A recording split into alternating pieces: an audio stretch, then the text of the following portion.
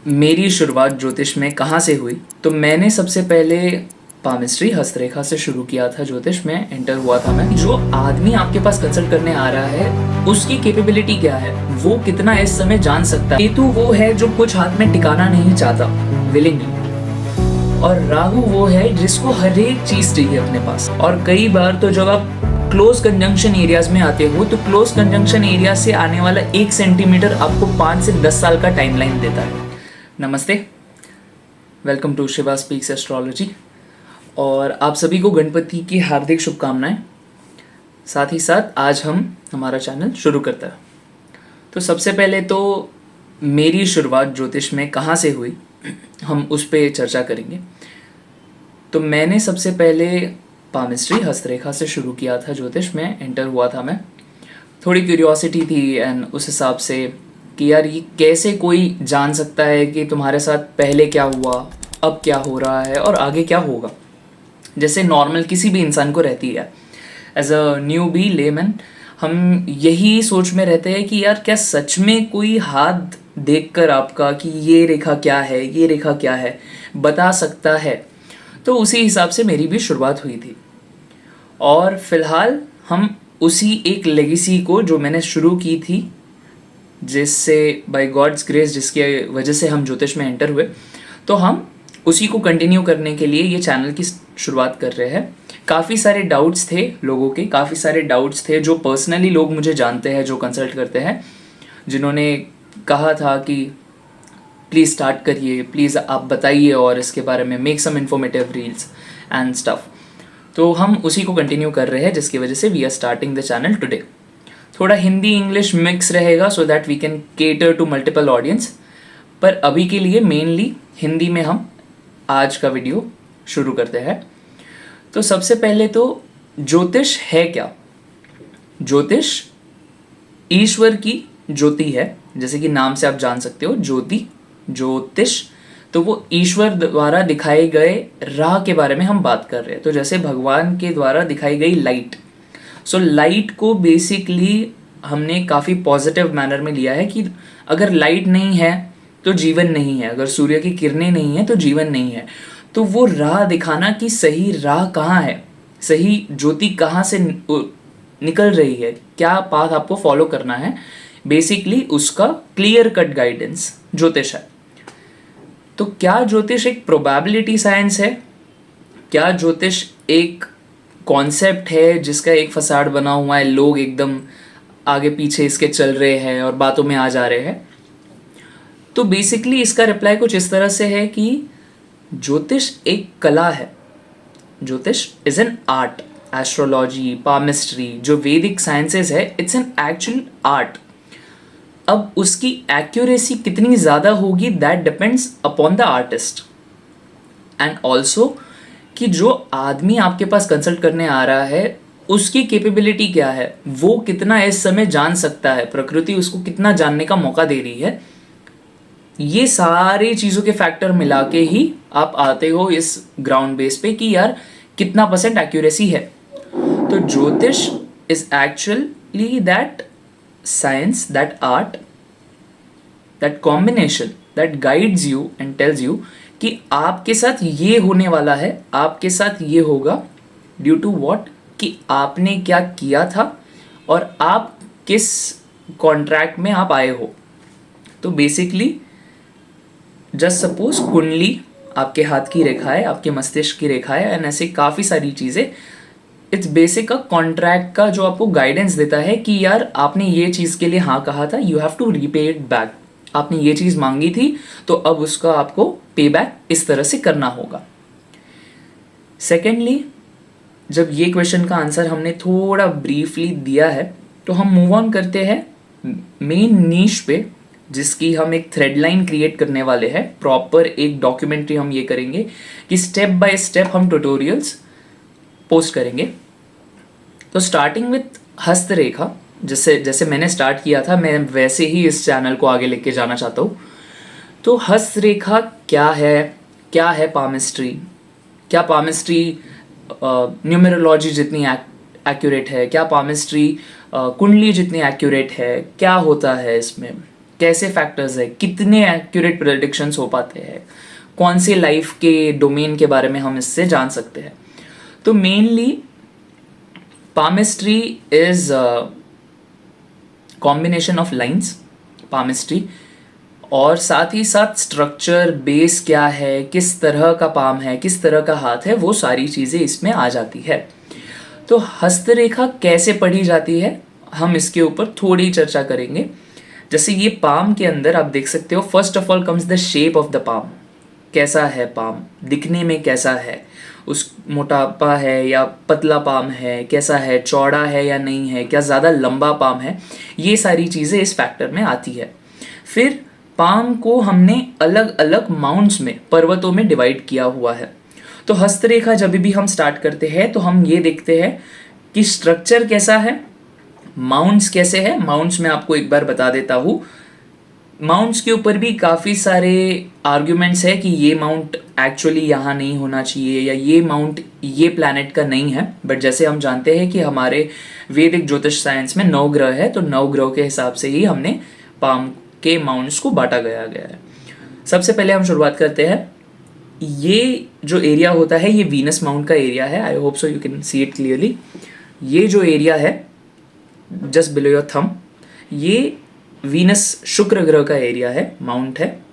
इसके जस्ट ऊपर जो ये लाइन के यहाँ पे आप इतना पार्ट देख रहे हो, दिस इज इनर मंगल, जो मंगल ग्रह है वो ये इनर पार्ट है।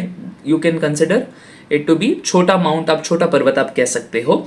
ये इनर फीलिंग्स को आपको दर्शाता है। शुक्र का मेनली कंसिडर होता है व्हाटएवर जो भी शुक्र ग्रह सिग्निफाई करते हैं, जैसे कि लग्जरी हो गया, देन मैरिड लाइफ हो गया या पार्टनरशिप्स हो गए। तो एक चीज़ हमें, जब हम माउंट्स को समझ रहे हैं तो हमें ये भी देखना है कि पामिस्ट्री एंड एस्ट्रोलॉजी, कुंडली, ये हैंड इन हैंड चलते हैं। तो जो ग्रह कुंडली के अंदर जो चीज़ सिग्निफाई करता है, वही ग्रह के उस सिग्निफिकेशन को आप उस पर्वत पे ढूंढने की कोशिश करते हो। मैं ये भी बताऊंगा क्यों कुंडली ज़्यादा एग्जैक्ट है एंड क्यों पामिस्ट्री, हस्तरेखा काफ़ी ज़्यादा वाइड कॉन्सेप्ट है और 10 टाइम्स मोर कॉम्प्लिकेटेड है।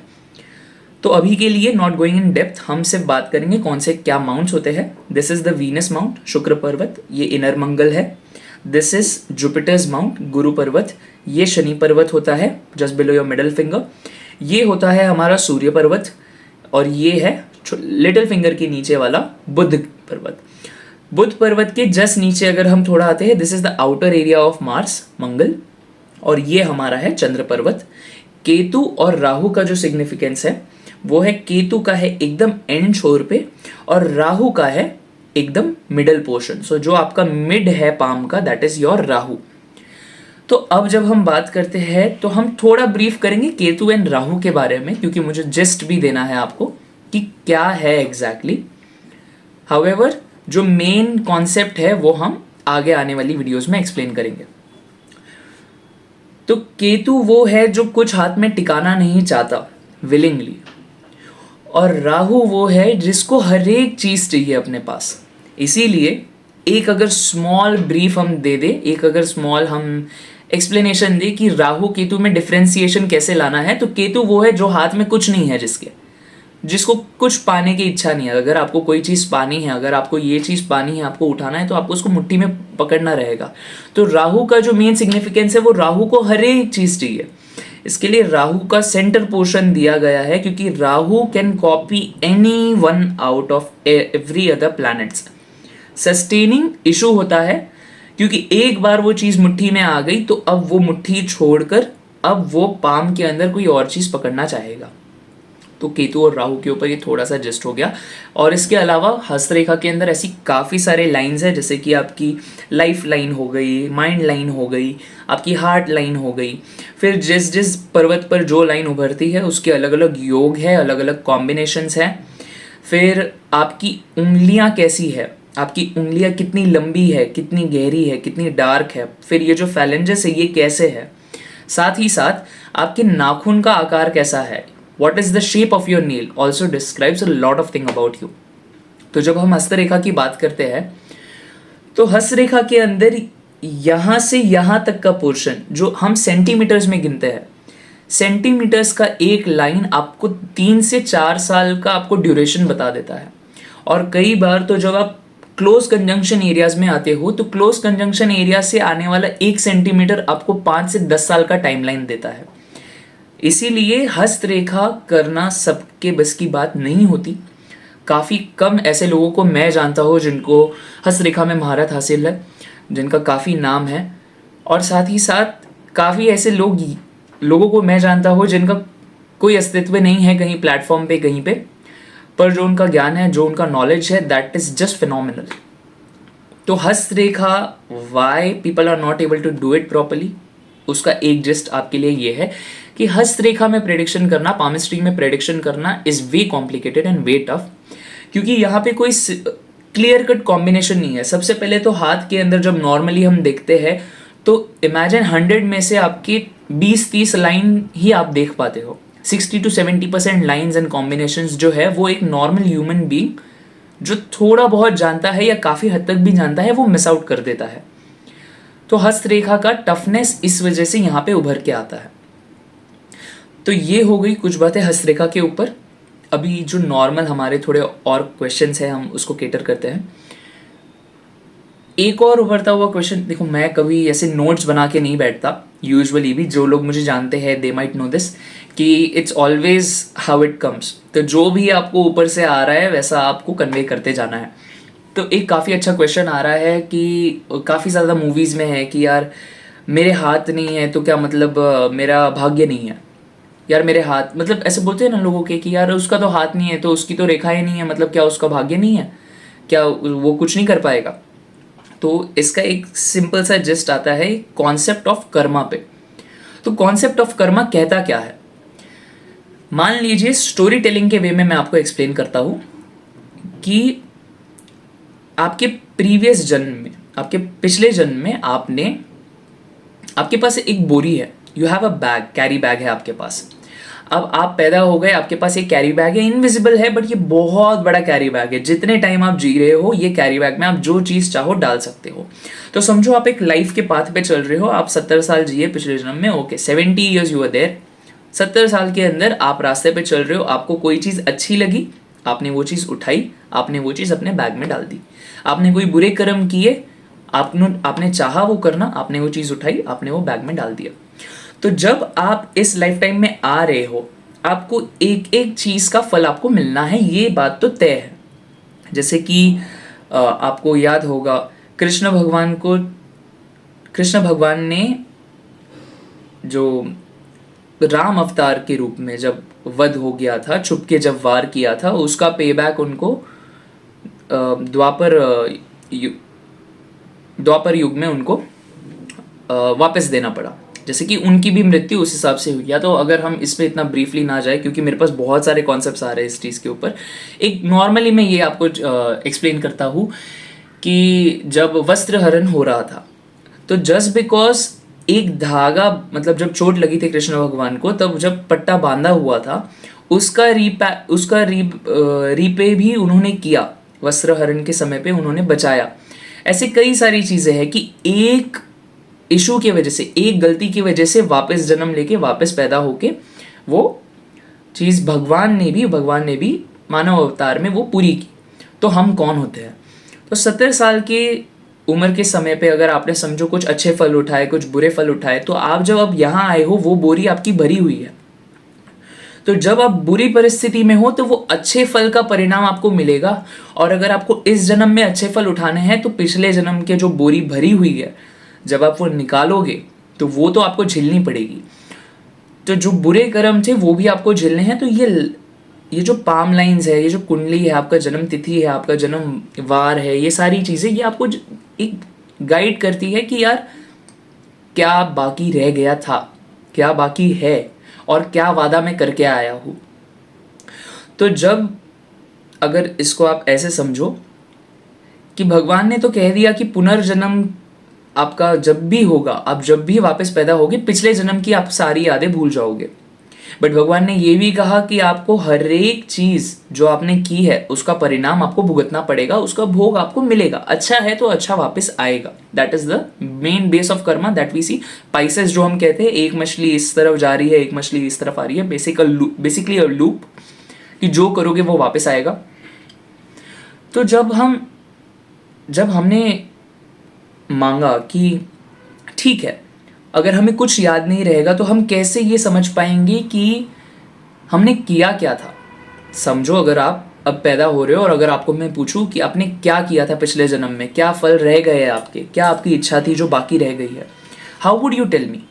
There is no base, right? कि आपको कुछ नहीं पता, कैसे पता रहेगा?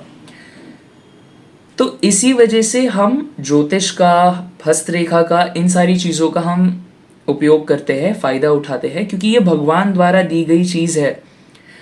जब ये एक बड़ी समस्या उभरी तब हमें पता चला कि ओके, अगर हमें सारी चीज़ें याद नहीं है तो हम इन चीज़ों से पता लगा सकते हैं कि हमने क्या किया था। इसके लिए ये साइंस है and it's also an art. It's an art that's a blend of science, क्योंकि ये मैथमेटिकल है, एस्ट्रोनॉमी है, प्लैनेट पोजीशन के साथ साथ है। जो प्लैनेटरी पोजीशन है, कुछ मुट्ठी बंद करके 9 महीने से आपकी रेखाएं नहीं आती है।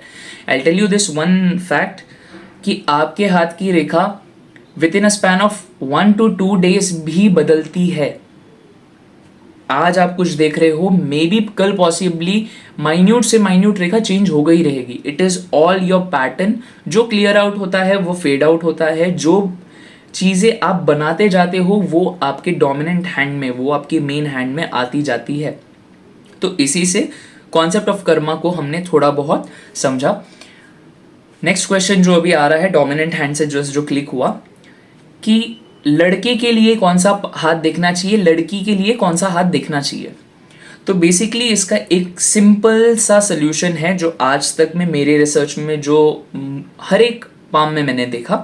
ऐसा नहीं है कि ये 80% चला या 90% चला। मोस्ट ऑफ मेजर हर एक पाम में मैंने सेम रेपिटेशंस देखे हैं। अर्धनारीश्वर रूप जो है शिव और माँ पार्वती का, right side goes to the male, left side goes to the female. Same way for every male, mainly right hand जो है वो ज़्यादा प्रोजेक्शन देता है और लेफ्ट हैंड जो है वो फीमेल के लिए ज़्यादा प्रोजेक्शन देता है। तो कभी भी आप प्रेडिक्ट कर रहे हो, आई वुड सजेस्ट कि आप दोनों पाम देखो, बट मेन एम्फेसिस जो है वो आप अर्धनारीश्वर रूप से आप दे सकते हो। अगर एक मेल है तो उसकी जो डोमिनेंट थिंकिंग पैटर्न है, उसे क्या चाहिए, ये नहीं कि उसके लिए क्या बना है, उसे क्या चाहिए और उसके एफर्ट्स क्या दिख रहे हैं, वो उसके राइट हैंड में शो करेगा। And vice versa goes to the female, उनके लिए वो लेफ्ट हैंड में शो करेगा। पोस्ट विच हम चलते हैं एक काफ़ी क्वेश्चन के ऊपर कि क्या डेस्टिनी सब कुछ है। अगर हस्तरेखा में सब कुछ बता दिया कि यार मेरी लाइफलाइन इतनी ही है, जैसे कि लोग आजकल नहीं कहते हैं कि मेरी लाइफलाइन यहाँ से इतनी जा रही है, मतलब मैं 50 जीऊँगा, मैं 60 जीऊँगा, यार मेरी तो ये मैरिज लाइन है, ब्रेक हो रही है, मतलब मेरा डाइवोर्स होगा, या मे बी समथिंग और दी अदर। तो क्या डेस्टिनी हर कुछ है? इसका जवाब वापस से कॉन्सेप्ट ऑफ कर्मा पे आता है। जो किया था उसका भोग लोगे, जो पाया था, जो पाना चाहा था, उसका पेबैक करना पड़ेगा। तो डेस्टिनी सिर्फ उतनी तक लिमिटेड है कि जो गलत किया वो वापस आएगा, जो सही किया उसका भी सपोर्ट मिलेगा, पर उसके आगे क्या? डेस्टिनी बनी तो बनी कैसे? कर्मों से ही तो बनी। पिछले जन्म में कर्म किए तब जाके तो अब भुगत रहे हो। पिछले जन्म में अच्छे कर्म किए तब जाके अब जब पैसे नहीं है तो चलता फिरता कोई आदमी आके मदद कर देता है। आपने जाना होगा कि काफ़ी ऐसे लोग हैं, सडनली ओवरनाइट उनको एक कॉल आ जाता है, काम लग जाता है, and now 20 years down the line they are the richest, they are the most famous. तो ये क्या है? It's a blend. डेस्टिनी क्या है? डेस्टिनी वो है जो आप करके पाओगे। Talent will always lose in front of hard work. जितना मेहनत आप करोगे आप अपनी डेस्टिनी बनाते जाओगे, दैट्स द फैक्ट। पर यहाँ पे और एक चीज़ बात याद रखनी है कि प्रकृति के लिए ना पैसे का कोई हिसाब नहीं है। आप 100 लाख रुपए जितना आप देना चाहो, यू पे 100 crores, डोनेशन दो, मंदिर में खाना खिलाओ, ये खिलाओ वो खिलाओ, it will go in waste अगर आपके अंदर वो भक्ति भाव नहीं है। एक धागा भी ना एक जेमस्टोन को ना मात दे सकता है। 10 लाख का जेमस्टोन पहन लो और एक 5-10 रुपए का धागा पहना दो, जिसमें ज्यादा भक्ति है, जिसमें ज्यादा डेडिकेशन है ना, वही फ्रूटफुल साबित होगा। This thing has to be in there in mind. तो ये डेस्टिनी है क्या? ये वही है जो आप चाहते आए हो, जिसके लिए आपने झगड़ा किया, जिसके लिए आपने मारपीट की, और अब जब आपके पास वो रिटर्न होके आ रही है, सॉरी, कि तुमने इसको मारा था, तुमने ये किया था, तो अब जब आपके पास वो चीज़ आ रही है तो आप बोल रहे हो यार मेरे साथ ऐसा क्यों हो रहा है। तो यही तो चीज़ तुमने की थी, यही तो चीज़ आपने गलती की, यही तो चीज़ आपने अच्छी की जो आपके पास आई। So that is basically the concept of destiny and karma. Yes, death actually काफ़ी सारे फैक्टर्स पे निर्भर करता है। आप किस जन्म में क्या चीज़ दोगे, क्या चीज़ पे बैक करोगे, क्योंकि प्रैक्टिकली नॉट पॉसिबल कि एक आदमी जिसने अपने पिछले जन्म में इतनी सारी लाखों गलतियां की, लाखों अच्छी चीज़ें की, सब कुछ वो इस जन्म में आके भोग ले। तो वो टाइम लैप्स के हिसाब से चलता है। You take multiple births, multiple forms, that's how you repay it back. और इसी के साथ साथ आपको ये भी चीज़ जाननी होगी कि birth and death are the contract of the nature. कब पैदा हो रहे हो ये प्रकृति का है डिसीजन, और कब जाओगी ये भी प्रकृति का डिसीजन है। और एक चीज़ जान लो कि जो चीज़ आपके लिए जानना नहीं लिखी, सबसे पहले किसी भी एस्ट्रोलॉजर के पास चले जाओ, वो नहीं बता पाएगा। किसी भी पंडित के पास चले जाओ, कोई हवन से नहीं जाएगा अगर जानना नहीं लिखा या वो चीज़ टलनी नहीं लिखी।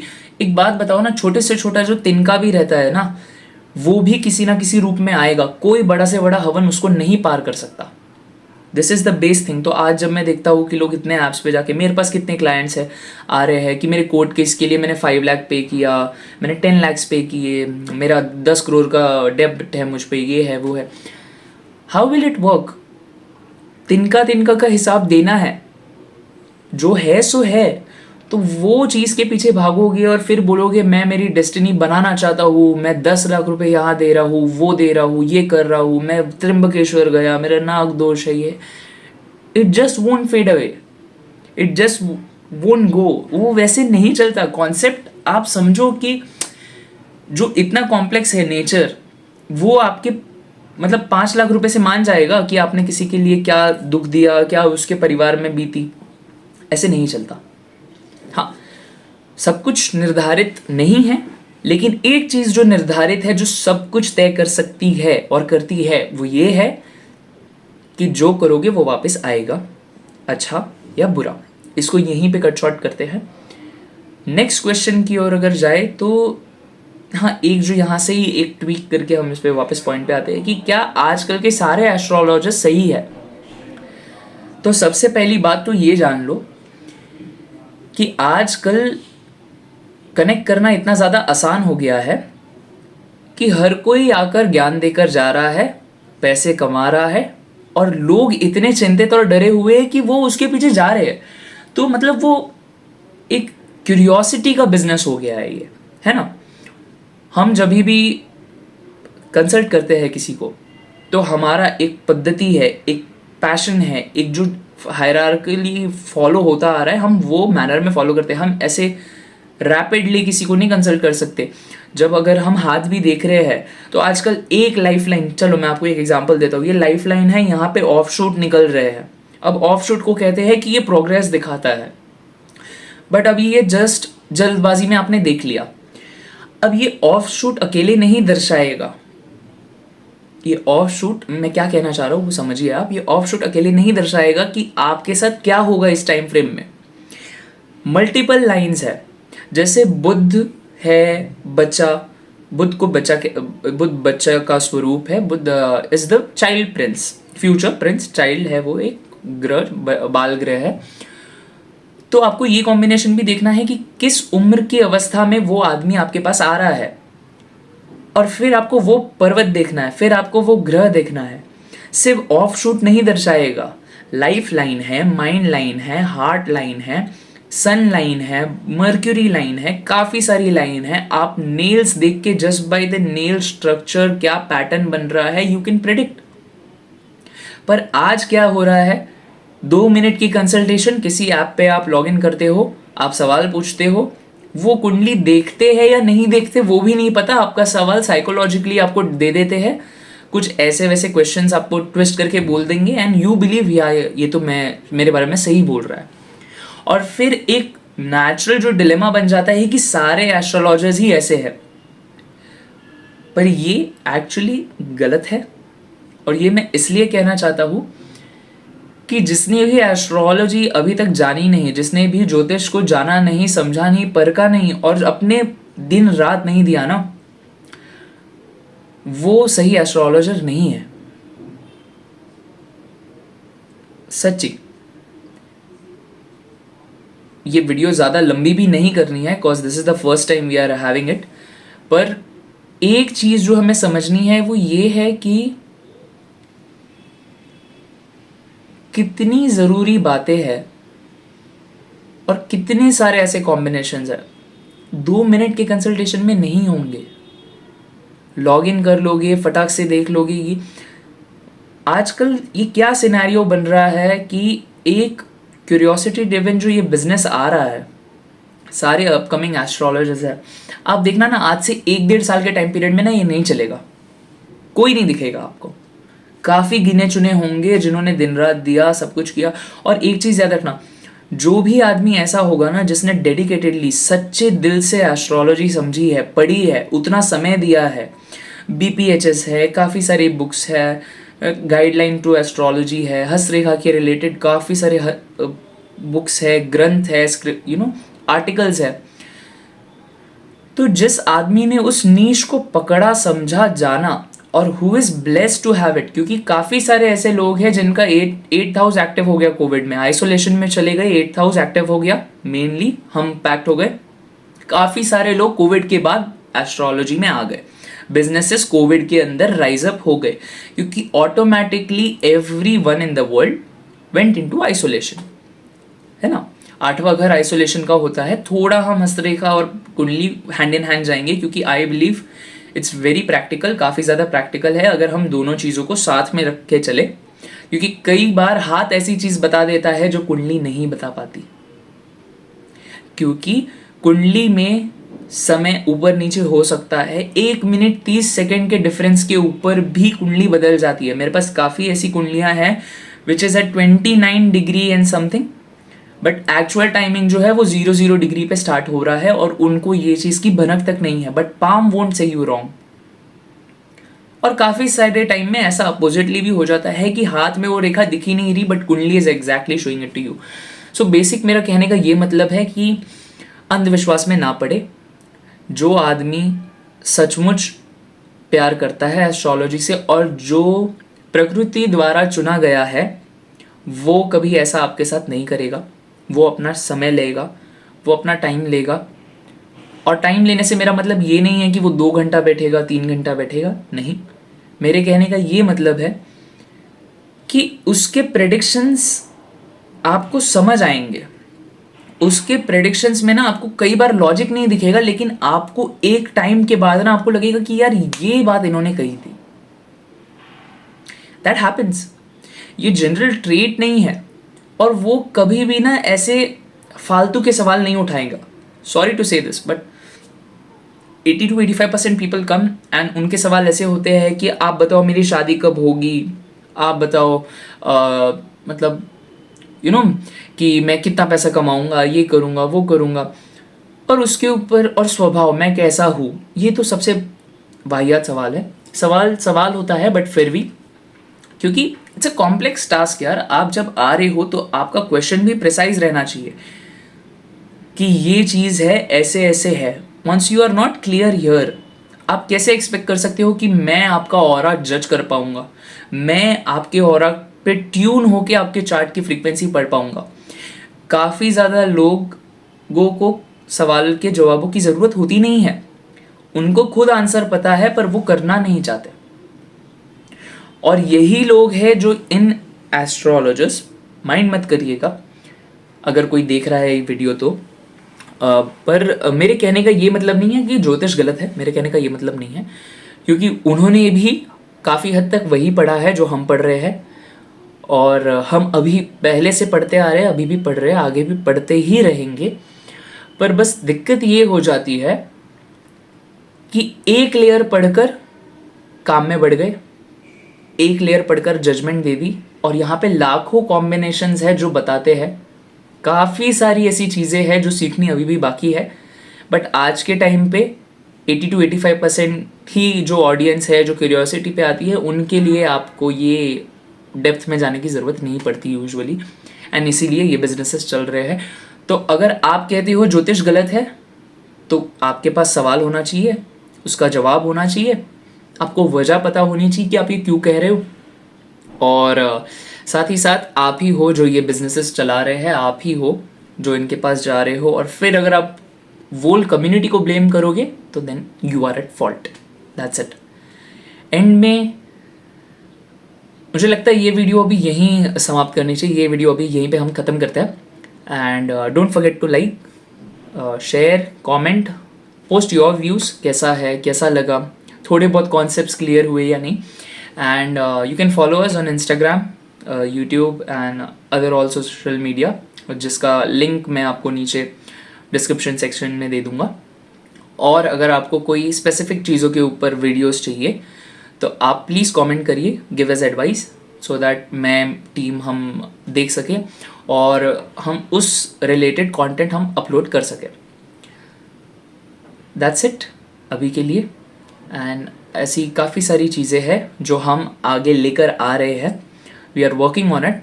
जितने रिसर्च पेपर्स हैं इतने सालों के, जो हम पिछले काफ़ी सारे सालों से हम स्टार्ट कर रहे हैं, हमने स्टार्ट किए हैं, और जो अभी भी चल रहे हैं, जिसके लिए हमें आपके इनपुट्स भी चाहिए, we will surely ask you. And just stay tuned, बने रहिए हमारे साथ, so that you know what is true astrology and that you know how to understand the cosmic energies. वो क्या है जो आपके लिए जानना है, वो आप कैसे जान सकते हो, what is the right method and how you can be one step ahead. क्योंकि ये पूरा गेम है ना, ये पूरा गेम इसी चीज़ का है कि आपको कितना अलाउ किया जा रहा है बाय नेचर, और वो कैसे होगा, वो है कि आप कितना डेडिकेटेड हो। चीज़ें संभाल के अपने पास रखोगे ना, तो वो चीज़ ना 100 लोगों को नेचर दे देगा और बोलेगा यार तुम ये चीज़ बाहर निकालो, नॉलेज अपने पास मत रखो। बट एक चीज़ ये भी जान लो कि जितना ईजी आजकल हो गया है ये चीज़ों को शेयर करना, उतना ही टफ है इसके अंदर से एक करेक्ट इंसान को पकड़ना जो ये चीज़ों के बारे में, हस्तरेखा, न्यूमरोलॉजी, ये जो भी है उनके बारे में बता रहा है, irrespective whether it's Indian science और western science, that does not matter. पर सही क्या है, गलत क्या है, और किसका नॉलेज कितना डेप्थ में है, ये जानना काफ़ी इंपॉर्टेंट है। जजमेंट मत करिए, टाइम दीजिए, समय की कोई पाबंदी नहीं होती। ट्रस्ट मी व्हेन आई से दिस, अगर इस जन्म में 5 साल ही पढ़े ना, अगले जन्म में 5वें साल से ही शुरुआत होगी, पहले दिन से नहीं होगी, याद रखना ये चीज़।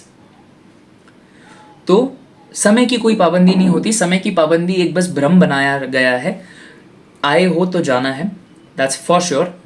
तो समय की पाबंदी पे मत चलो कि 5 साल के अंदर मुझे सबसे बेस्ट एस्ट्रोलॉजर बनना है, मुझे सबसे ज़्यादा ज्ञान चाहिए, ये चाहिए। Don't go like that, take your time, learn about it, and या find options, don't stick back.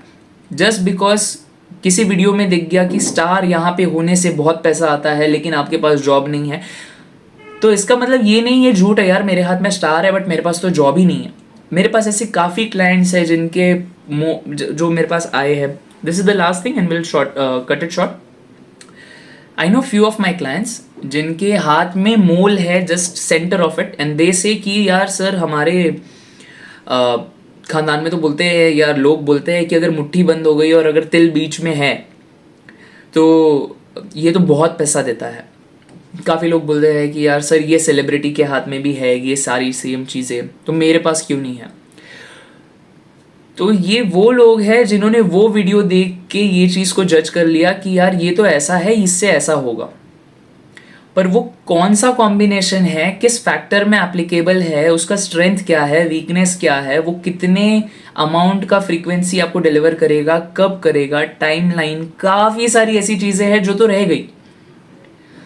तो इसलिए मैं कह रहा हूँ कि डोंट रश, टाइम लीजिए एंड हमारे साथ बने रहिए और give your self a chance. That's it. Thank you so much and see you next time. All the best.